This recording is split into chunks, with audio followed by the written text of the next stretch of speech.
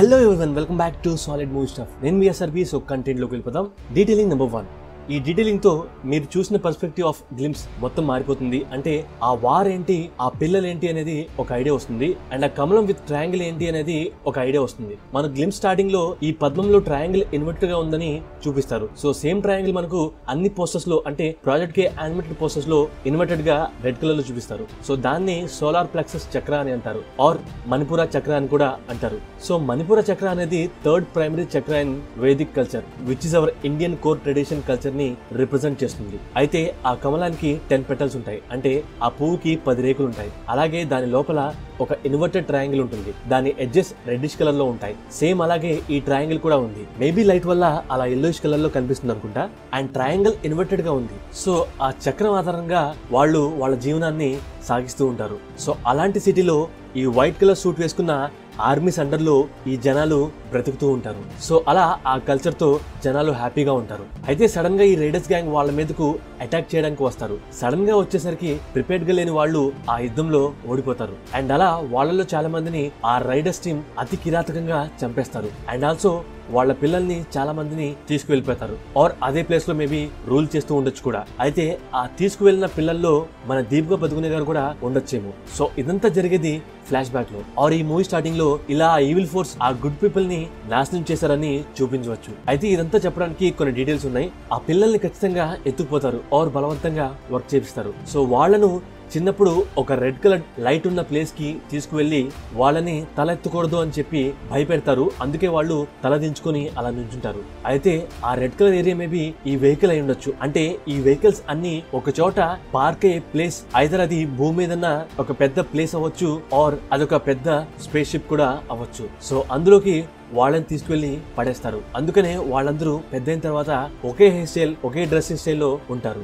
So ఇక్కడ చిన్న విషయం ఏంటి అంటే, దీపికా పదుకునే గారు ఆ గ్రూప్ లో చిన్నప్పటి నుండి ఉంటారా, ఆర్ వాళ్ళని రెస్క్యూ చేయడానికి వాళ్ళలాగా డ్రెస్సింగ్ స్టైల్ మార్చుకొని వస్తారో తెలియదు. ఎందుకంటే she is hope in the dark కాబట్టి అక్కడ రెబల్ అవుతారో ఆర్ రెబల్ అయ్యి అక్కడికి వచ్చి తీసుకువెళ్తారో అనేది తెలియాల్సి ఉంది. అండ్ ఇంకొక డీటెయిల్ ఏంటి అంటే, యాక్టర్ పశుపతి గారు ప్రీవియస్ గా ఆ ప్లేస్ లో ఆర్మీ ఆఫీసర్ గా ఉంటారు. అక్కడ యుద్ధం ఓడిపోయిన తర్వాత ఇలా ఒక మారుమూల ప్లేస్ లో అందరితో పాటు జీవనం సాగిస్తూ ఉంటారు. అయితే కొన్నేళ్ల క్రితం మేబీ ఒక 10 or 15 years బ్యాక్ ఆ ఇన్సిడెంట్ జరిగితే మళ్ళీ వాళ్ళున్న ప్లేస్ కి పశుపతి గారు అండ్ వాళ్ళ గ్యాంగ్ వెళ్లి వాళ్ళని ఎదిరించడానికి ప్రయత్నిస్తారు. సో ఆ క్రమంలో మేబీ వాళ్లకు దొరికిపోవచ్చు. Detailing number 2. ఆ యుద్ధం జరిగే ప్లేసెస్ లో రైడర్ వాళ్ళను కాలుస్తుంటే రెడ్ కలర్ ఫ్లేమ్స్ వస్తున్నాయి, అండ్ ఈ వైట్ కలర్ వాళ్ళు కాలుస్తుంటే బ్లూయిష్ కలర్ లో ఫ్లేమ్స్ వస్తున్నాయి. అది గ్లిమ్స్ లో క్లియర్ గా కనిపిస్తుంది. అయితే ఆ వైట్ డ్రెస్ వేసుకున్న వాళ్ళ ఒంటి మీద ఆ సింబల్ వచ్చేసి ఆ మణిపుర చక్ర సింబల్ లాగా కనిపిస్తుంది. అండ్ ఆల్సో ఈ వైట్ కలర్ వాళ్ళ ఆయుధాలు మీరు చూసే ఉంటారుగా, కొన్ని త్రిశూల ఆకారంలో ఉన్నట్లుగా కనిపిస్తున్నాయి, అండ్ కొన్ని సుబ్రహ్మణ్య స్వామి వారి ఆయుధం లాగా ఉన్నాయి, విచ్ ఈస్ స్పియర్. అండ్ అలాగే one of the interesting detail ఏంటి అంటే, మనం త్రిశూలాన్ని చూసాం, స్పియర్ ని చూసాం, అండ్ ఇక్కడ ఈ ఇమేజ్ లో వాళ్ళు షీల్డ్ గా పెట్టుకున్న ఆ వెపన్ మీద మనకు శంఖం చక్రం లాగా కనిపిస్తున్నాయి. అంటే ఈ ఇమేజ్ ని చూస్తుంటే లెఫ్ట్ సైడ్ లో ఉన్నది చక్రం, రైట్ సైడ్ లో ఉన్నది శంఖం లాగా కనిపిస్తుంది. సో ఓవరాల్ గా it's all related to lord Vishnu. అంటే ఆ శ్రీ మహావిష్ణు స్వామి వారికి సంబంధించిన గుర్తులు చాలా ఎక్కువగా కనిపిస్తున్నాయి. అఫ్ కోర్స్ కల్కి అవతారం కాబట్టి అలా కనిపిస్తున్నాయి. అండ్ ఆల్సో ఆ మహాదేవునికి సంబంధించిన ఆనవాళ్ళు కూడా క్లియర్ గా కనిపిస్తున్నాయి, లైక్ త్రిశూలం అండ్ శివలింగం. అయితే ఈ ఫైట్ సీన్ లో ఈ బ్లాస్టింగ్ టైమ్ లో ఆ వైట్ గా ఉన్న ఆర్మీ ఆ బ్లాస్టింగ్ గాల్లో ఎగురుతున్న దృశ్యాలు మనం చూడొచ్చు. బట్ వాళ్ళ పక్కన ఉన్న ఆ పిల్లర్స్ ని మీరు గమనించారా? ఆ పిల్లర్స్ కి స్కల్ప్చర్స్ చెక్కినట్లుగా, అంటే విగ్రహాలు చెక్కినట్లుగా కనిపిస్తున్నాయి. అఫ్ కోర్స్ గుడి ప్రాంతంలో అలా చెక్కుతారు. అండ్ ఆల్సో అదే పిల్లర్స్ పైన మనకు గరుత్మంతుడు విగ్రహం ఉన్నట్లుగా కనిపిస్తుంది. అంటే రెక్కలుండి నమస్కారం చేస్తున్న పక్షి కనిపిస్తుంది. అది కూడా తల భాగం మాత్రమే పక్షి, మిగతా భాగం మనిషిలాగా అన్నమాట. సో డెఫినెట్లీ అవి గరుత్మంతుడి విగ్రహాలే అయి ఉండొచ్చు, ఆర్ అవి కల్కి స్వామి వారి వాహనాల, అంటే పక్షి రూపంలో ఉన్న రెక్కలున్న అశ్వాల, అంటే గుర్రాల. సో అవి ఆ శ్రీ మహావిష్ణు స్వామి వారిని ఎక్కడైతే ఆరాధిస్తారో అక్కడ ఎక్కువగా మనకు కనిపిస్తాయి. అంటే మేబీ అక్కడ వాళ్ళు ప్రొటెక్ట్ చేస్తున్న ప్లేసెస్ అండ్ ఆ యుద్ధం అంతా ఆ శ్రీ మహావిష్ణుమూర్తి స్వామి వారి టెంపుల్ ని అండ్ అక్కడ జీవిస్తున్న ప్రజల్ని కాపాడడం కోసమా? ఇక్కడే one of the biggest doubt and guess ఏర్పడింది. గరుత్మంతుడు విగ్రహాలు, అదొక పురాతనమైన నగరం, అత్యాధునికమైన ప్రదేశం, ప్రశాంతమైన జీవితం, వేదాలు పఠిస్తున్న మనుషులు, అలాంటి వారు ఎత్తైన కొండ ప్రాంతాల్లో నివసించడం. మేబీ ఆ ప్లేస్ వచ్చేసి శంబాల నగరమా? ఏమో. ఇన్ కేస్ ఆ ప్లేస్ శంబాల నగరం అని మనకు మూవీలో చూపిస్తే ఆ ప్లేస్ ని కూడా కలికి సంబంధించిన రైడర్స్ నాశనం చేస్తే అప్పుడు ఖచ్చితంగా కల్కి అవతారమూర్తి స్వామివారు అవతరిస్తారు. వారికి అశ్వత్థామ వెన్నంటే ఉంటారు. సో ఇంతకీ అది శంబాళ నగరమా లేక కాదా అనేది తెలియదు. సో డైరెక్టర్ గారు ఏం ప్లాన్ చేశారో తెలియదు గానీ ఇన్ కేస్ అలాంటిది ఏదన్నా పెట్టి పురాణాల ప్రకారం చూపిస్తే, అది కూడా ఈ రేంజ్ లో చూపిస్తే మూవీ వేరే లెవెల్లో ఉంటుంది. కానీ ఎగ్జాక్ట్ గా చూపించరు. మేబీ రిఫరెన్సెస్ తీసుకుని ఫిక్షనల్ గా చూపిస్తారేమో. ఇది దాన్ని రిఫరెన్స్ గా తీసుకున్నాము అని చెప్పే ప్రయత్నం చేసి ఉండొచ్చేమో. అండ్ ఇంకొన్ని డీటెయిలింగ్ నెంబర్ 3.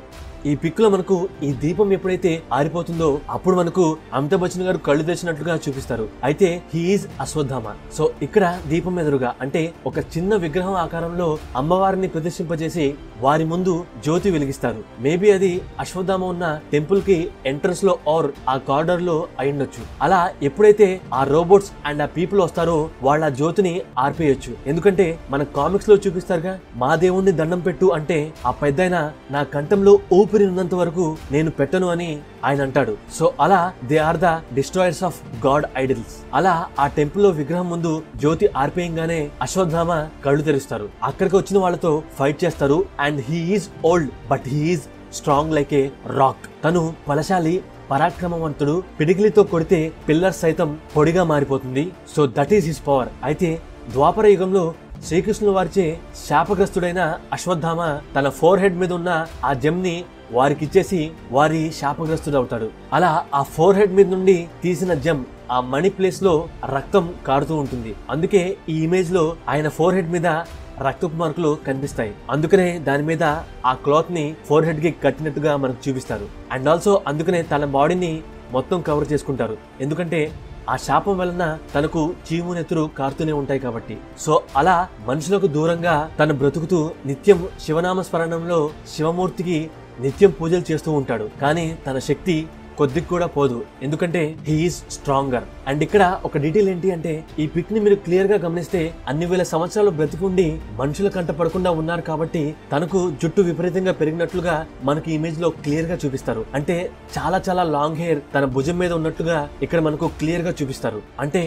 డైరెక్టర్ గారు ప్రతిదీ చాలా డీటెయిల్ గా ఒక్కటి కూడా మిస్ చేయకుండా చాలా డీటెయిల్ గా చూపిస్తున్నారు. అండ్ ఇక్కడ ఇంకొక గెస్ట్ డీటెయిలింగ్ ఏంటంటే ఈ మూవీకి కల్కి అని టైటిల్ పెట్టారు. కానీ కంప్లీట్ గా కల్కి పురాణాన్ని కాకుండా మేబీ దాని రిఫరెన్సెస్ తో ఫిక్షనల్ గా స్టోరీ డెవలప్ చేసుకుని మూవీ తీస్తున్నారు అని మనకి. అందుకనే మోడర్న్ వేలో అలా ఉంటుంది, జనాలు అలా ఉంటారు, విలన్ అలా ఘోరమైన పనులు చేస్తూ ఉంటారు, మోడర్న్ హీరో ఆవిర్భవిస్తాడు అని చెప్పే ప్రయత్నం చేసి ఉండొచ్చు. సో ఎగ్జాక్ట్లీ సేమ్ కాకుండా ఫిక్షన్ ని జోడించి రెఫరెన్సెస్ తీసుకుందామని చెప్పొచ్చు. And detailing number 4. ఈ హై ఎలివేటెడ్ సీన్ లో మన ప్రభాస్ గారు ఫుల్ సూట్ వేసుకుని ఉంటారు. చేతికి ఆ బ్లాక్ కలర్ సూట్ ఉంటుంది. అండ్ ఈ సీన్ లో ఆయన మీద అటాక్ చేసేది అశ్వత్థామ. అది ఎలా చెప్పగలుగుతున్నామంటే ఈ సీన్ ని స్లో మోషన్ లో ఫ్రేమ్ బై ఫ్రేమ్ చూస్తే మనకు ఈ ఎడ్జ్ లో ఆ వెపన్ కనిపిస్తుంది. సో సేమ్ ఎడ్జ్ మనకు ఈ సీన్ లో కూడా కనిపిస్తుంది. అంటే వీళ్ళిద్దరూ ఒక ప్లేస్ లో ఖచ్చితంగా విపరీతంగా ఫైట్ చేసుకుంటారు. అది ఎందుకనేది ట్రైలర్ లో అన్న ఆర్ మూవీ వచ్చినప్పుడు మాత్రమే తెలుస్తుంది. అయితే ఆ వెపన్ ఫైట్ తర్వాతే మనకి ఫేమస్ ఫిస్ట్ ఫైట్ సీన్ కనిపిస్తుంది. మరి ఇదంతా సరే కమల్ హాసన్ గారు ఏమయ్యారు, ఈ గ్లిమ్స్ లో కనిపించలేదు అంటే ఇదే క్వశ్చన్ ని కామికాన్ ఈవెంట్ లో ఒకరు అడిగితే ఈ గ్లిమ్స్ మొత్తం కమల్ హాసన్ గారే ఉన్నారు అని చెప్పారు డైరెక్టర్ నాగేశ్వర్ గారు. అంటే మనకు గ్లిమ్స్ చూసిన వాళ్ళకు ఆయన డైరెక్ట్ గా కనపడలేదు, ప్రత్యక్షంగా కనిపించలేదు. కానీ డైరెక్టర్ గారి మాటల్ని బట్టి ఎక్కడైతే హింస ఆకృత్యాలు మారణకాండ జరుగుతాయో ఆ ప్లేసెస్ అన్ని చోట్ల ఆయన ఉన్నారు అని చెప్పే ప్రయత్నం చేసి ఉండొచ్చు డైరెక్టర్ నాగేశ్వర్ గారు. సో అలా కమల్ హాసన్ గారు డైరెక్ట్ గా మూవీలో ఎక్కడ కనిపిస్తారో అక్కడ ఇంకా బీభత్సంగా మారణకాండ జరుగుతుంది అని చెప్పే ప్రయత్నం చేసి ఉండొచ్చు డైరెక్టర్ గారు. అండ్ ఇంకా చాలా పాయింట్స్ ఉన్నాయి, బట్ అవి మైన్యూట్. అండ్ అది కూడా డిస్కస్ చేద్దాం కుదిరితే ఈ రోజే ఆర్ రేపు చేసుకుందాం. అండ్ వాట్ ఈస్ ప్రాజెక్ట్ కి అనేది నాదొక గెస్ ఉంది, అది కూడా నెక్స్ట్ వీడియోలో డిస్కస్ చేసుకుందాం. అండ్ ఈ గ్లిమ్స్ అని చెప్పి ఆల్మోస్ట్ కలియుగాంతం సమయంలో ఏమేమి పరిణామాలు జరుగుతాయి, ఏం జరుగుతుంది, అండ్ అక్కడ జనాలు ఎలా బిహేవ్ చేస్తారు, అండ్ ఆ తర్వాత ఏం జరుగుతుంది అనేది చాలా క్రిస్టల్ క్లియర్ గా చూపించారు. సో అది మీరు అబ్జర్వ్ చేశారో లేదో చెప్పండి. సో ఇవి మేజర్ డీటెయిల్స్, ఇంకా మైనర్ డీటెయిల్స్ కూడా ఉన్నాయి. సో వీడియో నచ్చితే లైక్, షేర్ అండ్ కామెంట్ తో పాటు సబ్స్క్రైబ్ చేయడం మర్చిపోకండి, ఎందుకంటే సబ్స్క్రైబ్ చేయడం మర్చిపోతున్నారండి. అండ్ థ్యాంక్ యూ ఫర్ చూసింగ్ అండ్ వాచింగ్ దిస్ వీడియో.